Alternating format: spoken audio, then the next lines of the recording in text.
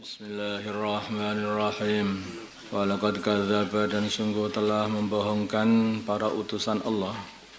Ashabul Hijri, orang yang bertempat di lembah Hijr, yaitu satu lembah di antara Madinah dan negeri Syam, yaitu orang-orang suku Samud, kaum Samud. Membohongkan al-mursalina, orang-orang yang diutus, para utusan Allah. Jadi orang itu membohongkan satu utusan berarti membohongkan seluruh utusan. Orang itu membohongkan baginda Nabi sallallahu alaihi wasallam berarti membohongkan apa yang disampaikan oleh baginda Nabi artinya. Kalau membohongkan apa yang disampaikan baginda Nabi, lah apa yang disampaikan? Yang disampaikan baginda Nabi adalah iman kepada Allah, iman kepada utusan-utusan Allah, iman kepada malaikat Allah, iman kepada kitab-kitabnya Allah, semuanya. Makanya membohongkan satu nabi, membohongkan semua nabi akhirnya. Wa atainahum, dan kami kasih mereka ayatina, ayat-ayat kami, yaitu ini kaumnya Nabi Saleh, yaitu dikasih ayatnya Allah, ayat kebesaran Allah, yaitu berupa unta yang keluar dari gunung. Unta dari gunung memunculkan unta. Allah yang bisa memunculkan unta dari induk unta, bisa juga memunculkan unta dari batu. Fakanu, maka adanya mereka anhi anha, dari ayat itu mu'ridin, sama berpaling, tidak mau berpikir, malah menolak, mengingkari ayat-ayat Allah. Wa kanu, dan adalah mereka yanhituna, sama natahi, minal jibali, mengukir, minal jibali, dari gunung-gunung, buyutan, sebagai rumah-rumah aminin, mereka aman-aman semuanya. Jadi seperti benteng-benteng yang kokoh. Di gunung itu dilobangi, dibuat rumah-rumah yang indah dalamnya itu. Dibolongi, di rumahnya tidak dibuat dari batu bata, nanti langsung gunung diukir. Nah, gunung batu itu diukir. Masuk buat ruangan ini. Sampai sekarang masih ada tinggalannya sampai sekarang. Itu bekasnya ya indah sekali pembuatan mereka. Wa akhadathum, maka telah mengambil mereka, telah menyiksa mereka, menghancurkan mereka as-sayhatu, satu penggetaan, pembentakan, musbihin, di waktu pagi. Fama aghna, maka tidak dapat menolak, anhum, dari mereka, maka kanu yaksibun, apa yang adanya mereka usahakan, bangunan-bangunan kokoh mereka tidak dapat melindungi mereka dari kematian. Yentak sekali mati kabeh. Ama khalaqna, dan kami tidak menciptakan as-samawati, langit, wal arda, dan menciptakan bumi, wa ma bainahuma, dan apa yang ada di antara langit dan bumi, illa bil haqqi, kecuali dengan hak, kebenaran. Wa inna sa'ata, dan sesungguhnya hari kiamat la'atiyatun, sungguh akan datang pasti. Maka Allah di waktu itu akan membalas semua orang, yang baik dibalas kebaikan, yang buruk akan dibalas dengan keburukan. Fasfah, maka hendaknya kamu maafkan, atau fasfah, maka hendaknya kamu maafkan dan kamu biarkan, as-safhal jamil, dengan pemaafan, pembiaran yang baik. Jadi berpalinglah dari mereka. Udah, enggak usah diperhatikan aja, berpaling aja, biarkan aja. Mereka enggak mau beriman. Nanti Allah sendiri yang akan mengurusi mereka. Inna rabbaka, sungguhnya Tuhanmu, kepada baginda Nabi ini sallallahu alaihi wasallam. Inna rabbaka, sungguhnya Tuhanmu, huwa, ya Tuhanmu, al-khallaq, adalah zat yang menciptakan segala sesuatu, al-alim, yang maha mengetahui pada segala sesuatu.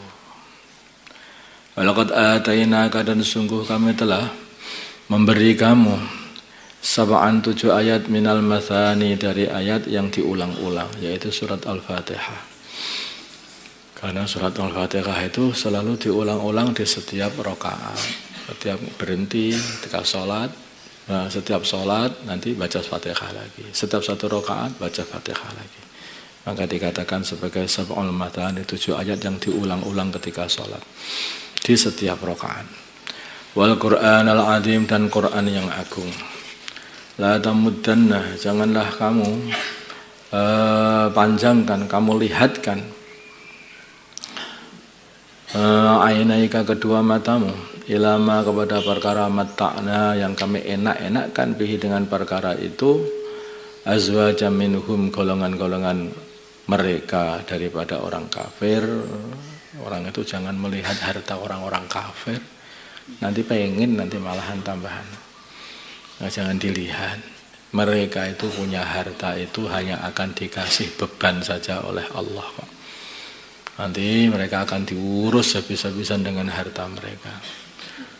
Nanti malah kalau melihat itu kasihan, itu kok suruh mikul segitu banyaknya. Nah, kalau melihat diri kita nggak punya harta, alhamdulillah, kok ringan sekali bebanku. Nah, makanya Sayyidina Salman Al-Farisi itu membuat satu permisalan. Ketika beliau itu didatangi tamu, maka tamunya melihat di dalam rumah beliau, rumah sebetulnya bukan rumah, itu hanya gubuk saja. Karena rumah beliau Salman Al-Farisi ini ketika menjadi presiden Persia, nah, beliau ini jadi gubernur Persia itu, beliau itu rumahnya ini hanya apa? Hanya satu gubuk yang bila mana seseorang berdiri, tangannya dinaikkan ke atas sampai atap. Ketika tidur nanti sini juga sudah tembok sana, tembok sini. Kamarnya kecil, yang segitu aja. Nah, hartanya ada 1 karung beras atau gandum, kemudian ada wadah untuk wudhu, itu saja. Makanya kamu kok begini, hidup begini toh Tuan, tamunya itu begitu. Lah kenapa? Tahukah kalian bahwa sesungguhnya orang yang hidup ini adalah seperti orang yang membuat satu perjalanan naik gunung. Nah, aku nggak pengen naik gunung itu berat-berat, yang ringan saja bisa sampai puncak. Nah, tapi kalau nanti itu terlalu berat yang tak bawa, takutnya nggak sampai tujuan malahan. Pemikirannya begitu. Kalau melihat, lihatlah kayak seperti Sayyidina Salman, Sayyidina Ali itu, orang-orang zuhud itu. Jangan melihat harta benda lim suryong apanya ada pada. Ya kamu nanti akhirnya ada itu seorang itu, Pak, doakan saya, doakan apa? Doakan saya jadi orang kaya, saudara. Untuk apa kamu? Pokoknya begitu kaya saya ini, saya doakan saya jadi kaya. Sudah ngengkel pengen doakan kaya. Gimana ini? Ya, baca Fatihah ya, banyak biar dapat hidayah. Allah lah nanti yang tunjukkan, nggak ngerti apa yang dibuat oleh Allah untuk dia, itu yang terbaik.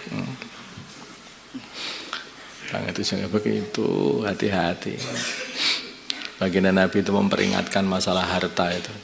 Beliau katakan bahwa harta ini adalah seperti bagi hewan adalah seperti ini, tumbuhan yang tumbuh di pinggiran kali, sehingga tumbuhan itu hijau bagus. Nah, maka ketika hewan yang kelaparan melihat, bagus ya, makan habis-habisan sebanyak-banyaknya sampai kekenyangan, jebol perutnya, mati katanya.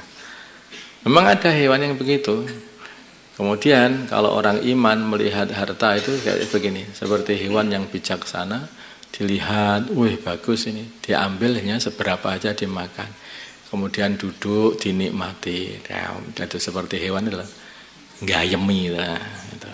Setelah itu bangun, berak, kencing, makan lagi. Nah, itu apa? Itu gambaran seperti orang yang beriman, ngambil harta secukupnya, sebagian dinikmati dengan keluarganya, sebagian diberak, dikencingkan, artinya disedekahkan kanan, sedekahkan kiri, sana sini gitu sebagian.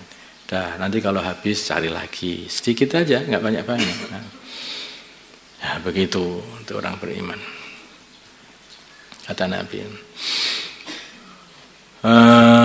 Kalau katakanlah wakul dan katakanlah wahfid dan rendahkanlah janahaka sayapmu lil mu'minina kepada orang-orang yang beriman, maksudnya bertawaduklah kamu kepada orang yang beriman. Ini baginda Nabi ini pimpinannya seluruh orang iman.